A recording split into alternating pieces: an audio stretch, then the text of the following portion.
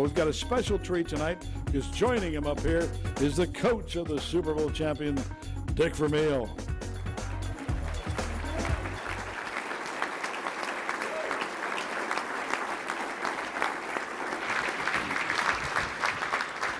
Dick's a great friend of the St. Louis Sports Hall of Fame, and we thank him for coming back to town to be with Kevin for this award.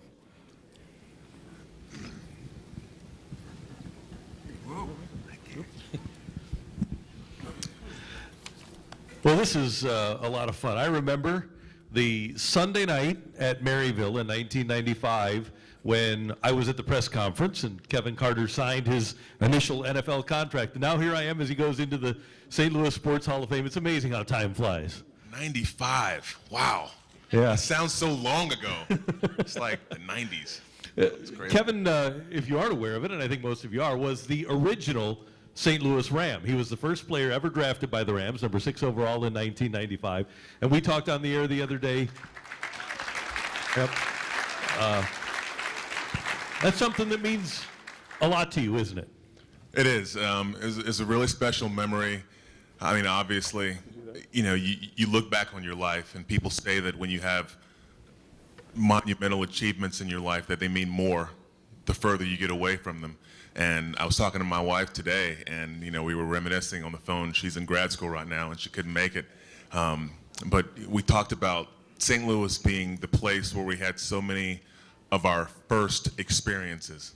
You know, we got married and we bought our first house. We had our first and only, but our child here in St. Louis. And, you know, I was a part of something special, building something special. I was a first-round draft pick of a new franchise here in St. Louis, but I was with this team, and I'm so proud that I helped to build a team that went on to win a world championship, and it's amazing. So. And Coach, I remember asking you the day you were hired here in 1997. I said, in this day and age, and Coach hadn't coached in 14 years, I said, can you still build a family like you had in Philadelphia with the Eagles? And Coach said, hey, these guys just want to be coached, and they want you to show that you care for them. And you did that. And Kevin was a big part of building that family, wasn't he? No question. Yeah, when you come to a franchise like I come after 14 years out of it, you know, there aren't many Kevin Carters in any vintage. You know, from the early 60s, you know, 70s, 80s. Now here's Kevin Carter, and you see this guy. And, you know, I was fortunate in broadcasting for 14 years. I broadcast a number of his big games with Brent Musburger. Because Florida always had a very good football team, and he was one of the reasons. Brent Musburger would be sent to the big games, and I'm his color analyst, so I go along. And I watch this guy play, and I watch him grow and become a number 1 pick. And then all of a sudden, a few years later, here I am, now I'm his football coach. And I knew right away I had the starting point of a great defensive line. That's one reason the very first pick that I used was to get a starting point for Jim Hannafin to coach at left tackle, okay, the big guy, okay, Orlando Pace. So I had a great defensive lineman already there. I brought in Orlando Pace, and we go from there. But this guy, you know, everybody looks at him as a football player, but really, when he went to college, what were you really thinking about doing? Huh? Zoology major now, you know. Not a typical defensive lineman, all right? And I'm not being negative about our defensive lineman. Tell him what you were going to do. I wanted to go to medical school. So. He's going to go to medical school. You know. What did, and obviously. 14 years in the league, and I'm majoring in zoology. I don't know if I would have done that. It was a little hard. Class was a little hard for me at Florida. What is, because almost everybody on that team, no, everybody on that team, Coach Vermeil means so much to everybody. How did he change your life? I first encountered Coach Vermeil when I was standing on the sidelines in college, playing for the University of Florida. We're getting ready to go and play Tennessee on the road. And I remember this man standing next to me in practice, and he started to ask me about everything not related to football. Asked me about my parents and where I grew up and what I wanted to do with my life. And I was so intrigued that the Dick Vermeil wanted to know all these things about me.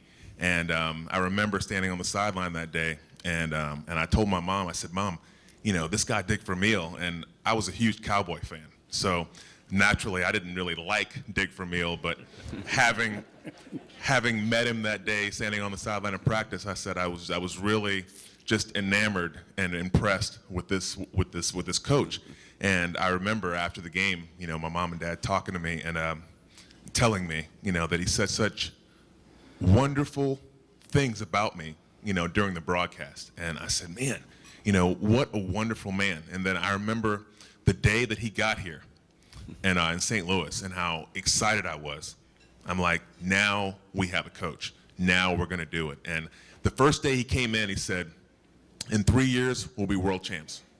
He said this, and I was on the edge of my seat, and I was like, my third year in the league. I mean, you would think that you're past the nostalgia, and the game has gotten to be, more of a job, and the glamour is gone. But he restored the wonder of the game. He restored that special quality that, that you realize that you're there and you play a sport for a living. You have a dream job. And he was that guy for me. Now you know why we win world championships. No doubt. Players win games, not coaches. But this guy was very, very special, very, very special football player. And the finest, as a head coach in the National Football League, the finest defensive lineman I'd ever been around. Now, when I was assistant, I was around Deacon Jones and Merlin Olsen. And he wasn't too far from those guys. And they're already in the Hall of Fame. And Jack Youngblood when I was an assistant. But a fine player and a great team player and a bright leader and a great example for the young kids when Grant Wistrom comes in and a real worker. I used to twist him on his intensity. It's not natural for a doctor to want to knock somebody on his ass, But I'll tell you, when he cranked it up, he was difference maker. He was a difference maker. Unbeknownst to you two, I don't think. Maybe we've talked about it with Kevin. I don't know if we have with you. But as a lot of you know, in doing a show with DeMarco Farr every day, you have given us unbelievable material because of what happened with 26 seconds left in Super Bowl 34. You'll never live that down. No. Okay, Kevin, you start. It was, oh man, Titans are driving down on us and the final waning moments of Super Bowl 34. And I am just gassed. Now, what people didn't know about the relationship that Coach Vermeil and I had, when I came off the field, at any time, he was eyeing me down. He says, you are never supposed to be off the field. I need you in there. I need you playing. I need your presence on the field, and I need the best from you. There are people in your life that expect more of you than you think you have. There are people that challenge you even when you think you have nothing left. And he was that person for me. So that, the shining moment on NFL films that people remember, and out of all the wonderful things we did that year, and people say, he is getting in your mix with 26 seconds left. How do you feel about that? Do you think it makes you look bad? And I'm like, no, that was a normal occurrence. He was on me all the time. I came out of the game at any time he was looking at me like, what are you doing? I'm like, oh, I'm just getting a break. Everyone else rotates. I just want to rotate too. And he's like, get back in the game. And I had this love-hate relationship, and I loved the man, and he was someone that, I didn't want to let him down. So when I came to the sideline with 26 seconds left to play in the biggest game of my life, he lays into me, and of course he's mic'd for the Super Bowl, and I remember, but I was chasing Steve McNair around, and they were in that whole second half, it was brutal. It was the hardest, most tiring game I've ever played. And coming to the sideline after, the famous play where both Jay Williams and I have him wrapped up, and he miraculously puts a hand down on the turf and escapes us and throws the ball down towards the end zone. And I'm done. Right now, I am a hazard to my team. Right now, at this point, I am no good. I am a 305-pound, seasoned, sack-leading paperweight. I am no use to anyone, and I have to get off the field. I come to the sideline, he lays into me, there's a TV timeout, I turn around, get some water, and go right back in the game. Never missed a snap. Never missed a snap. And DeMarco was right. DeMarco. I didn't know DeMarco was right behind. Right behind him, and he admitted it to us. And now you see it in NFL film. So yeah, he gets a lot of trouble for that. One more thing, and I don't think anybody in this crowd questions us as a fan base, but how much did the fans help that defense in 1999? The fans of St. Louis were, they were always behind us. And the year that we finally got some offensive firepower to back up what we've been building for years, and it was the culmination of what we'd worked so hard for, and people were surprised. We weren't surprised because we knew what we had. We knew what we'd been building. But I remember every team that came in to play us there in the Dome, the offense could not hear. And, of course, DeMarco was licking his chops because he had one of the fastest get-offs in the history of football. But we used that to our advantage. It was deafening. It was smothering. It killed their will.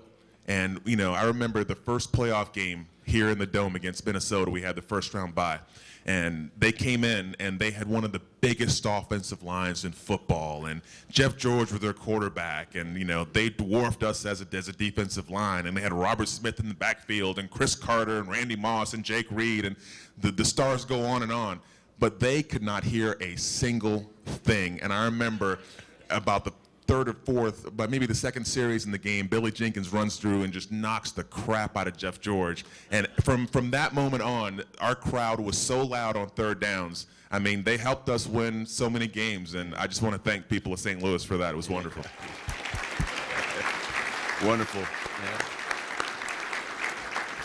Kevin, you know how our first 2 years were here. Yes, sir. Now there's an NFL rule by the Players Association through the union negotiations with the collective bargaining agreement that players during the season can only wear pads 11 times for the year. How many times in 2 years did we take the pads off? Almost never. Almost never. I remember the amazing. first Friday practice that we had, people were like, we actually have to wear our shoulder pads on Friday in the Friday practice? And I mean, but that's the thing, being pushed past what you think you can do, having enough substance to you as a group, and finding out who was committed to get there, who was willing to go the distance. And we had a select group of guys that believed and that stayed there, and it worked. It worked. I have a 14-year-old son, and I hope he comes in contact with a man like Dick Vermeil. Well, thank you, but I'll tell you this. Make him a better man. And There's only 9 of those guys. Yeah. 9 players off that original roster that Jim Hannafin and I and our staff took over. 9 of them left that went to the Super Bowl out of an entire roster. So when you get 9 guys like that lining up to play, you know where their heart is, you know where their soul is, you know where their commitment is. And it's way beyond their contract. It's way beyond their own individual glories and recognitions. It's about everybody else in the team and the organization, and as he's just expressed, it's also about his city. So, they're a very, very special group. May never be duplicated. Champions, Coach Vermeil already in the St. Louis Sports Hall of Fame. Let's welcome Kevin Carter into the St. Louis Sports Hall of Fame.